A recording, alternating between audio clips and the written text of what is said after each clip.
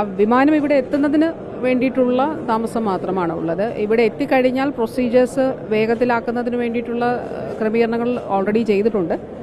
അതുകൂടാതെ ആംബുലൻസുകൾ ക്രമീകരിക്കപ്പെട്ടിട്ടുണ്ട്.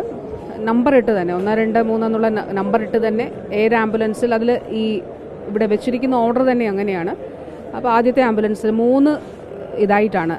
ആദ്യത്തെ 12, പിന്നെ 11, ആദ്യം 12 ബോഡിയാണ് കയറ്റുക. അത് ആ നമ്പർ ഓർഡർ അനുസരിച്ച് തന്നെ പിന്നെ 11 ആ നിലയിലാണ് ക്രമീകരിക്കപ്പെട്ടിട്ടുള്ളത്. ചില കുടുംബങ്ങൾ ഇവിടെ എത്തിയിട്ടുണ്ട്. അപ്പോൾ അവർക്ക് ഈ ആംബുലൻസിൽ ഒപ്പം പോകാവുന്നതാണ്. അവർക്ക് പോകണം എന്നുള്ള ആഗ്രഹം പ്രകടിപ്പിച്ചിട്ടുണ്ട്. പോലീസിൻ്റെ അകമ്പടിയുണ്ട്. അതുകൂടാതെ റവന്യൂവിൻ്റെയോ നോർക്കയുടെയൊക്കെ പ്രതിനിധികൾ അങ്ങനെ ഒരാൾ എങ്കിലും ഉണ്ടാകുമെന്നുള്ള നിലയിലാണ് അത് ഇവിടെ ഇപ്പോൾ അങ്ങനെയാണ് തീരുമാനിച്ചിട്ടുള്ളത്. അപ്പോൾ അതുകൂടാതെ ആംബുലൻസിൽ ആർക്കെങ്കിലും കൂടെ പോകണമെന്നുണ്ടെങ്കിൽ അങ്ങനെ പോകാൻ താല്പര്യമുള്ളവർക്ക് അത് പോകുന്നതിന് വേണ്ടിയിട്ടുള്ള ക്രമീകരണവും ചെയ്തിട്ടുണ്ട്. ഏതെങ്കിലും രീതിയിലുള്ള താമസം ഉണ്ടാകും? അരമണിക്കൂർ ആയിരിക്കുമോ പൊതുദർശന ചടങ്ങ്?